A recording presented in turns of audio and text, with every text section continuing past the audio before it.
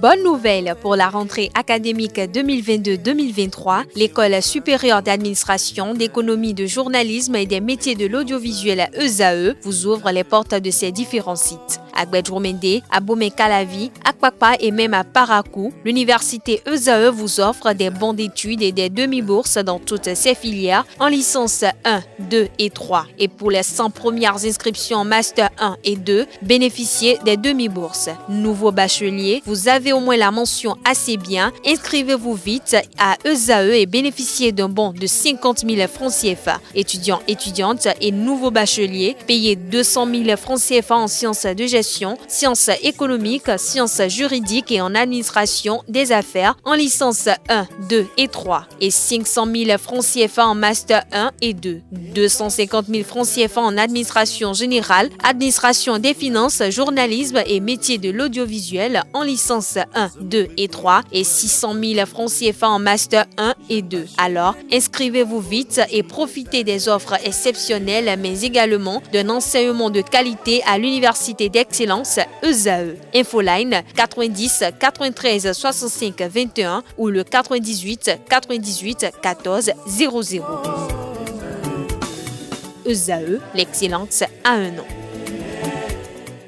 L'invité de ce matin, ce frais matin, comme je l'annonçais dans le sommaire, je reçois pour vous le professeur David Kofi Aza, qui est prêtre de Fa, président du Conseil national des cultes endogènes. Avec lui, nous parlerons des conséquences spirituelles de l'infidélité dans le couple. Bonjour à vous, professeur David Kofi Aza. Bonjour à nos téléspectateurs. Merci de nous être revenus ce matin. Alors, nous parlons de l'infidélité. D'entrée de jeu, dites-nous, l'infidélité symbolise quoi dans la tradition?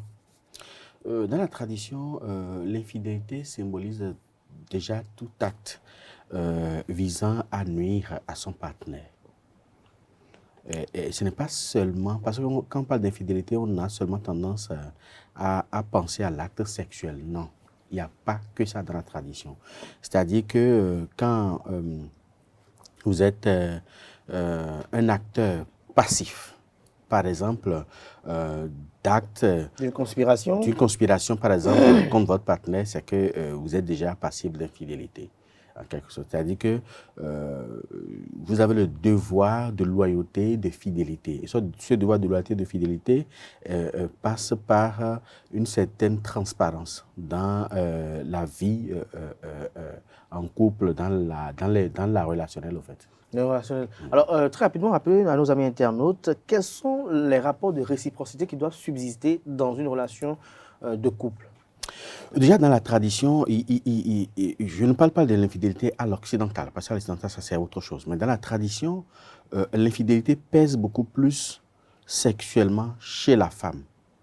Mais chez l'homme, cela résulte beaucoup plus sur des actes attentatoires à la vie de la femme. Donc, chez la femme, il y a ces actes-là, mais il y a également l'acte sexuel. L'homme, lui, L'homme est exempté de l'acte sexuel, donc de l'infidélité sexuelle, parce que dans la tradition, nous disons « sunu no nochomea », c'est-à-dire que l'homme n'est pas passible d'un acte fautif quand il entretient une relation extra-conjugale. Mais par contre, la femme, oui. Parce que la tradition admet que l'homme a la possibilité de prendre une, deux ou trois femmes s'il en a les moyens et la capacité physique et surtout morale. Parce qu'avoir deux ou trois femmes, il faut aussi avoir la capacité morale.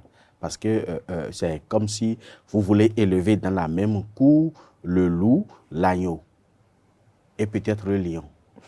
Donc, il faudra savoir comment faire pour un mélange pour qu'ils ne se mangent pas entre eux. Donc, ça nécessite une grande capacité morale pour pouvoir le faire.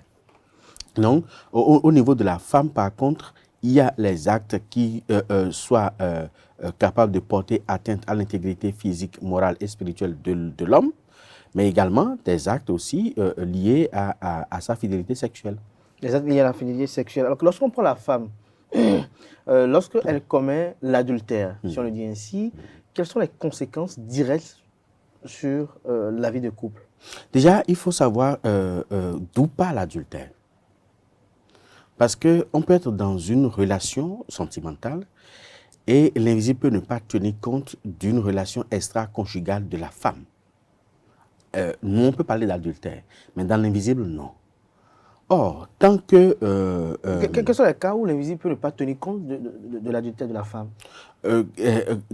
Premièrement, quand vous n'avez fait aucune démarche vis-à-vis de la famille, de la femme, pour que l'égrégore familial de la femme libère cette femme-là de son emprise, donc de sa suzeraineté, et que l'égrégore familial de l'homme prenne possession maintenant de la vie et de la survie de cette femme, l'invisible n'y tient pas d'importance. Ça, c'est la première des choses.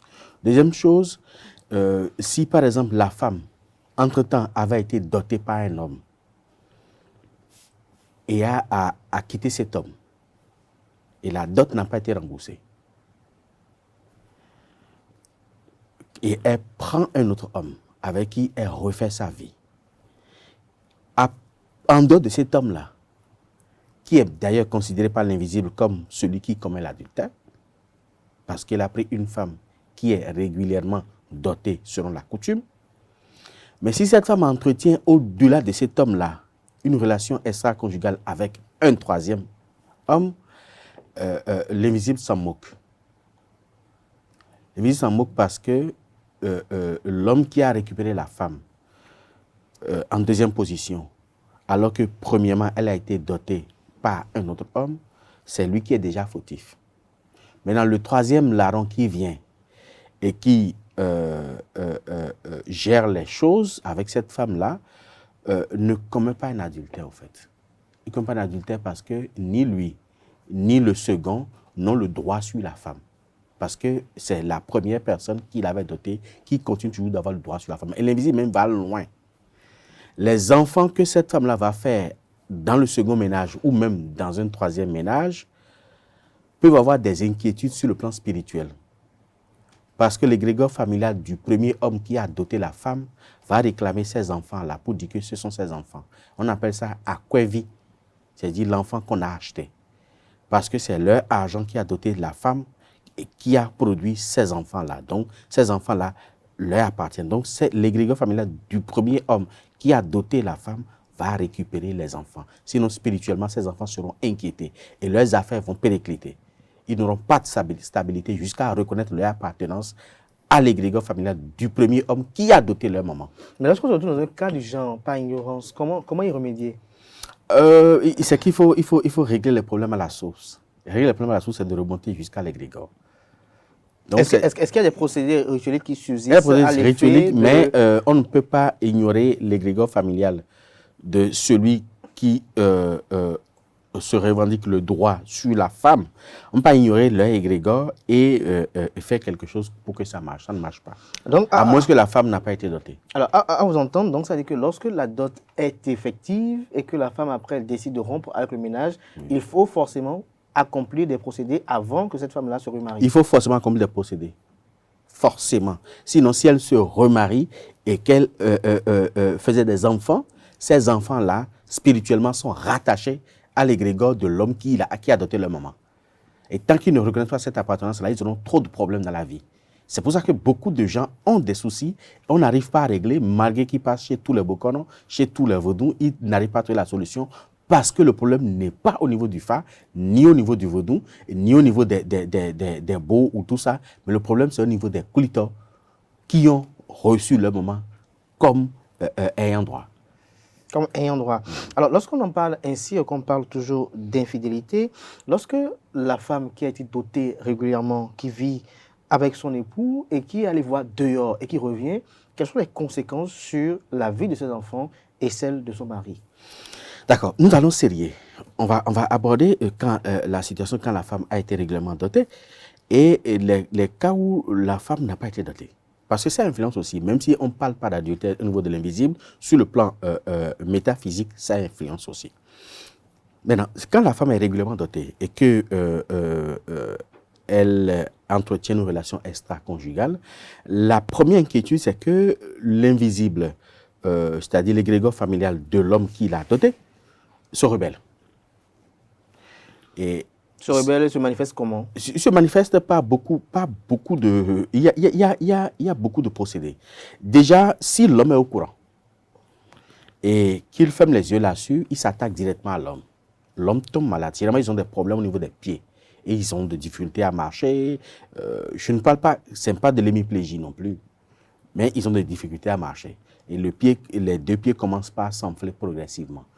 Donc l'homme qui est conscient des actes d'infidélité de son épouse et qui ferme les yeux peut-être parce qu'il l'aime ou peut-être parce qu'il a peur, ou il y a la ci, société. Il y a ça, voilà, tout ça. C'est lui qui est déjà inquiété par l'invisible. Et il peut en mourir, au fait. S'il prend pas de décision pour libérer la femme, il peut en mourir.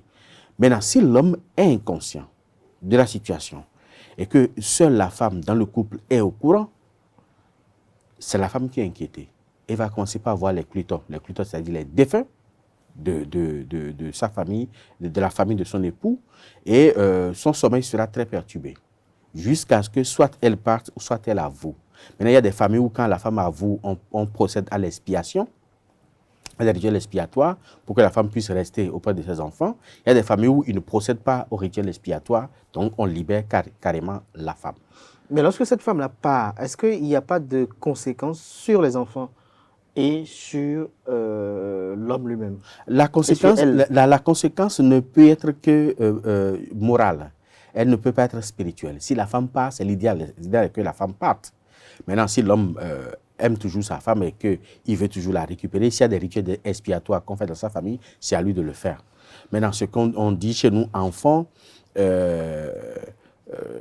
quand on le mal est haï, c'est-à-dire que le savon qui nettoie tout ne nettoie pas c'est-à-dire les intentions, le cœur de la femme, l'âme, le cœur de la femme. Donc, l'intention ou le cœur qu'elle a en faisant en posant l'acte est toujours là, quoi. Donc, même si on pose un rituel expiatoire et qu'on la purifie, on ne va pas purifier ses intentions. Les intentions demeurent. Donc, elle peut encore récidiver. Donc, en tout cas, c'est un choix pour chacun. Je ne dis pas que c'est mauvais. Je ne dis pas que c'est bon non plus. Chacun est libre de faire son choix, en fait. Maintenant, quand la femme part en matière de conséquences sur les enfants, sur le mari, sur le plan spirituel, non. Mais sur le plan moral, quelqu'un avec qui vous êtes habitué, il y a quelque chose qui peut perdre de vue. Quand on vit 5 ans, 10 ans, 15 ans ensemble, il y a une certaine interdépendance qui se crée. Il y a le phénomène de l'accoutumance qui se crée. On pense que c'est de l'amour, ce n'est pas de l'amour.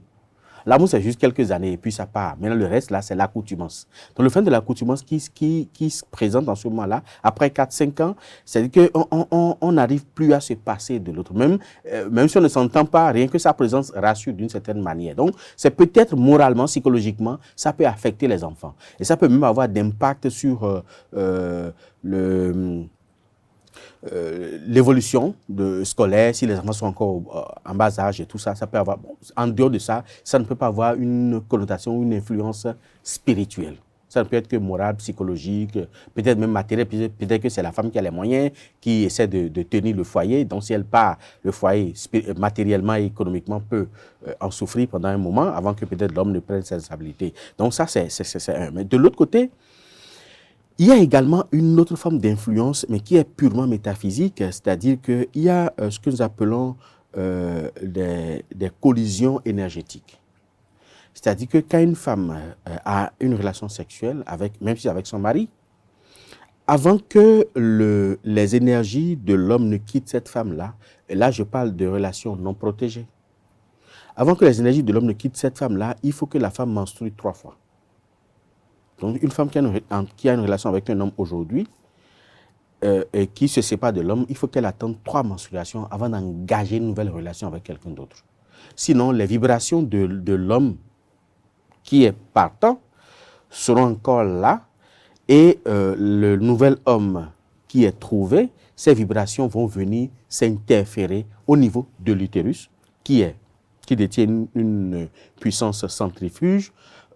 Quand ce nouvel homme va venir et va entretenir une relation avec cette femme-là, alors que les vibrations énergétiques de l'ancien homme étaient toujours là, ça va provoquer quelque chose au niveau du nouvel homme.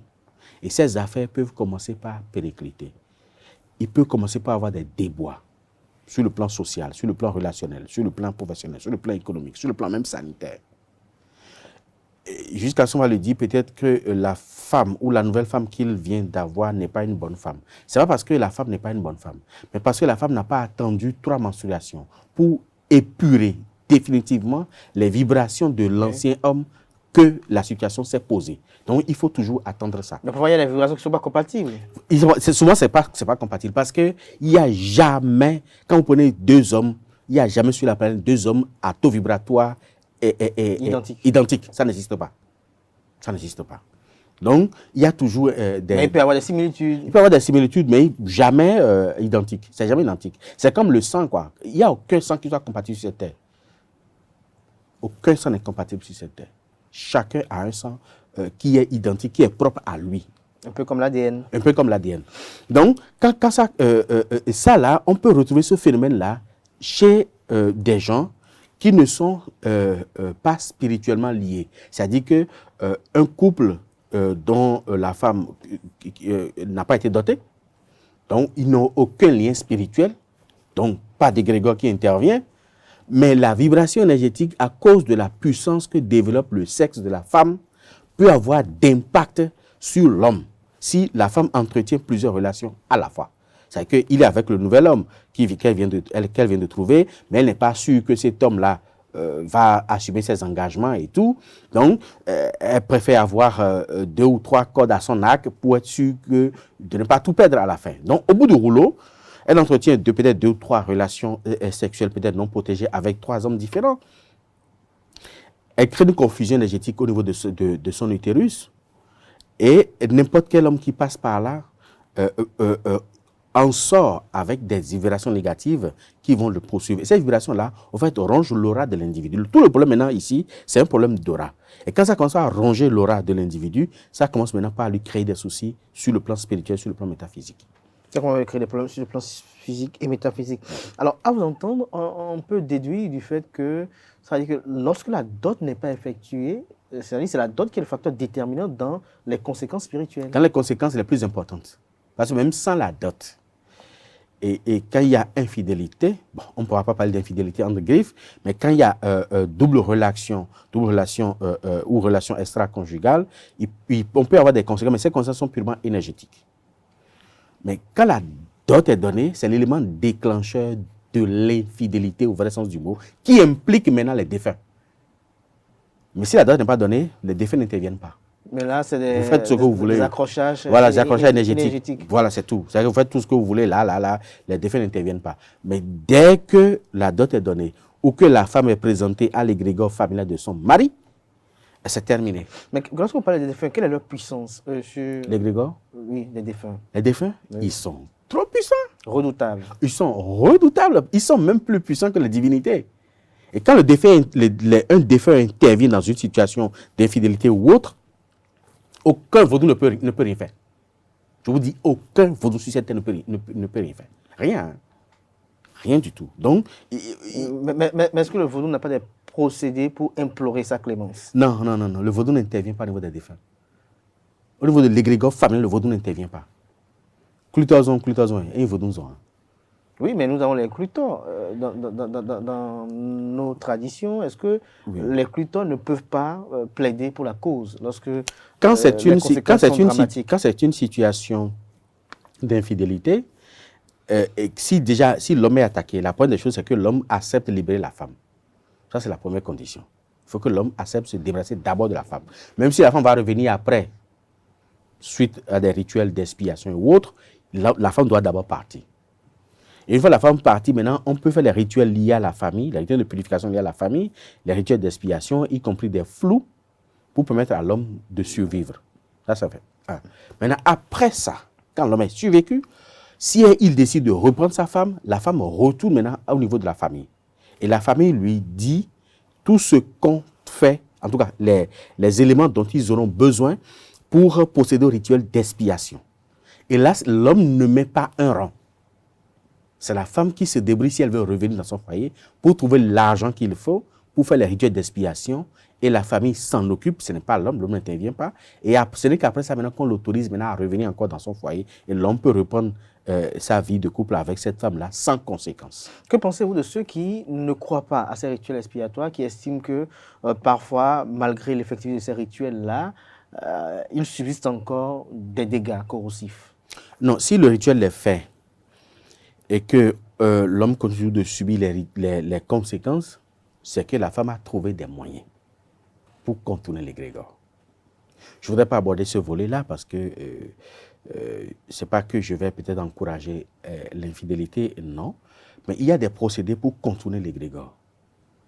Et quand la femme contourne l'égrégore, elle va continuer par faire ces choses. Elle ne sera pas inquiétée par l'égrégore familial, donc par les clitors. Et peut-être que l'homme aussi ne sera pas inquiété par les clitors. Mais les vibrations énergétiques dont j'ai parlé tout à l'heure, Elles vont s'accrocher. elles vont s'accrocher et elles vont commencer par détruire les affaires de l'homme. Ça là, on ne peut rien faire pour. Jusqu'à ce que la femme soit purifiée et qu'elle arrête les relations avec son homme et les relations extra-conjugales pendant 3 menstruations. Et après les 3 menstruations, maintenant, elle reprend les relations avec son homme exclusivement. Et là, les interférences énergétiques vont s'arrêter naturellement. Alors, lorsque vous parlez d'interférence énergétique, c'est sûr qu'en ce moment, il y a peut-être des jeunes qui vous suivent, ces jeunes filles, ces jeunes garçons, qui quand même sont tout le temps dans une activité sexuelle très intense.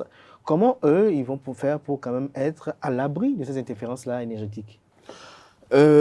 L'homme ne pourra rien faire pour être à l'abri, à moins qu'il arrête la relation avec une femme dont il n'est pas sûr de la fidélité. Je suis sûr qu'après de 80% de ceux qui nous suivent, par exemple, au-delà de leur épouse, ont toujours des gens au dehors avec qui ils entretiennent des relations sexuelles de part et d'autre. Comment faire pour ne pas que ces interférences énergétiques-là influent sur la vie professionnelle de l'intéressé, sur les affaires de l'intéressé? C'est pas proscrit avoir des relations extra-conjugales en dehors de sa femme. C'est pas. En tout cas, au niveau de la tradition africaine, ce n'est pas proscrit.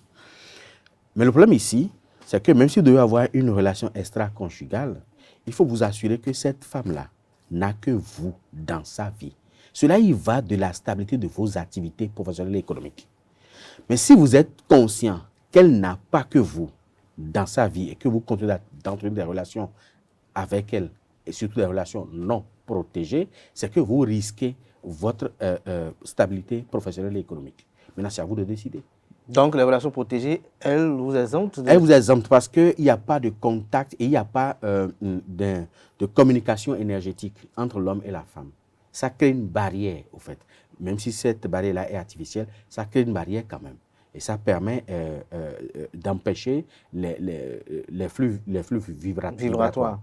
Donc, le problème ici, c'est de s'assurer que la femme, ou alors de donner toutes les garanties à cette femme-là pour qu'elle ne se dise pas que bon, c'est une relation éphémère, donc je peux encore avoir d'autres relations dehors. Donc, il faut lui donner toutes les garanties, parce que cela, il va de la stabilité de votre activité ou de vos activités.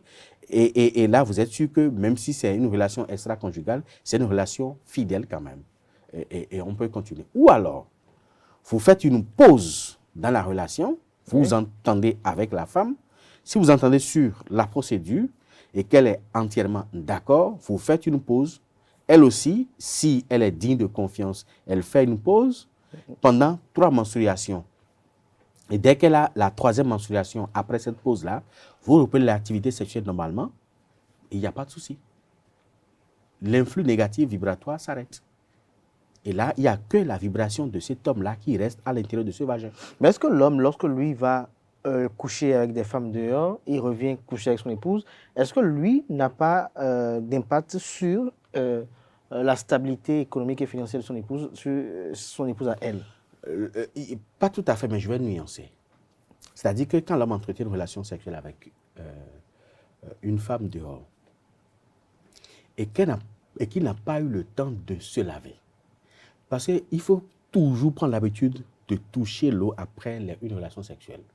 Ça atténue les effets pervers des vibrations énergétiques, 1. Et deuxièmement, si l'homme n'a pas pris le temps de se laver, et peut-être quelques heures après ou quelques minutes après, il reprend une nouvelle relation sexuelle avec sa propre femme ou avec une autre femme, il va en quelque sorte contaminer le second vagin des influx négatifs puisés dans l'autre vagin. Et ces influx négatifs-là vont rester également dans ce vagin. Et vont rester pendant 3 menstruations. Donc, il va encore revenir puiser encore. S'il revient à puiser que cette femme-là a une relation avec un autre homme, il va encore contaminer avec ce nouvel homme-là les influx négatifs. C'est comme les infections. Voilà, c'est comme les infections, mais ces infections-là ne sont pas bactériologiques, ne sont pas biologiques, mais ce sont des infections purement spirituelles. C'est des infections métaphysiques, mais qui influencent maintenant et qui donnent des effets tangibles. Voilà. Qui donnent des effets tangibles. Alors, pour finir, dans quelles conditions l'homme, au-delà de ce que vous avez décrit tout à l'heure, l'homme, lui, peut avoir un impact ça fait pas, nous apprenons parfois que, tout à l'heure vous avez parlé des intentions. Il y a des hommes, par exemple, lorsqu'ils savent que leur femme mène une activité génératrice de revenus et que on sent que la femme là veut devenir plus riche que soi, il y a des hommes là qui vont voir peut-être les Bokono pour trouver des procédés pour détruire l'argent de leur épouse là. Est-ce que ceux-là également sont dans l'infidélité? Ils sont dans l'infidélité parce que un homme qui décide de saboter les affaires de sa femme parce que sa femme commence par prendre de grands airs, cet homme est infidèle. Ça n'a rien à voir avec l'infidélité sexuelle. Cet homme est infidèle parce que la femme qui est avec lui se dit c'est mon support, c'est en griffe, mon roi. Donc c'est quelqu'un en qui j'ai confiance. Oui, mais généralement ils le font parce qu'ils estiment que cette femme-là, lorsqu'elle aura beaucoup d'argent, deviendra arrogante, deviendra quand même un peu incontrôlable. Non, vous savez, il y a quelque chose qui va perdre de vue. Il y a des femmes qui sont immensément riches, mais qui sont très soumises. Si la femme était déjà de nature arrogante, la pauvreté n'a fait que cacher son arrogance. Quand l'argent va venir, l'arrogance va prendre le dessus. Donc c'est parce que la femme était déjà arrogante dès le départ, dans son éducation. Mais la pauvreté fait qu'elle n'arrive pas à exprimer cette arrogance-là. Maintenant que l'argent est là, ça va sortir. Quoi qu'on dise, c'est une question d'éducation. Si la femme est impolie de nature et qu'elle n'a pas les moyens, elle va se soumettre. Elle sera une femme fidèle, une femme docile, jusqu'à ce qu'elle va commencer par avoir les moyens. Quand elle aura les moyens, vous allez comprendre réellement que vous vivez, vous avez vécu pendant 10 ans avec une impolie. Donc le problème, c'est que l'argent révèle la vraie nature de l'homme. Révèle la vraie nature de l'homme. Alors, dans ce cas de figure, de ce que je suis en train de décrire tout à l'heure, est-ce que l'homme qui sabote les affaires de son épouse n'a pas d'impact sur lui, ses activités à lui? C'est évident, physiquement, matériellement, même spirituellement, parce que l'homme qui sabote les affaires de son épouse, une femme qui a les moyens, qui a l'argent, même s'il n'en donne pas à son mari, même si elle n'en donne pas à son mari, elle va l'investir, même si c'est un peu sur ses enfants. Parce que la femme qui a l'argent là, la première des choses, c'est d'entretenir ses enfants. Elle peut ne pas entretenir l'homme. Elle ne peut pas donner de l'argent à l'homme, mais elle va s'occuper d'abord de ses propres enfants à elle. Donc, si vous sabotez les affaires de votre femme, c'est que vos enfants vont payer les frais. Autre chose, la femme qui a les moyens refuse l'humiliation, surtout en public. Donc, elle va toujours vouloir sauver les meubles quand le couple ou le foyer est en difficulté financière. Elle va faire ce qu'elle doit faire pour, à la face du monde, qu'on ne sente pas quelque chose.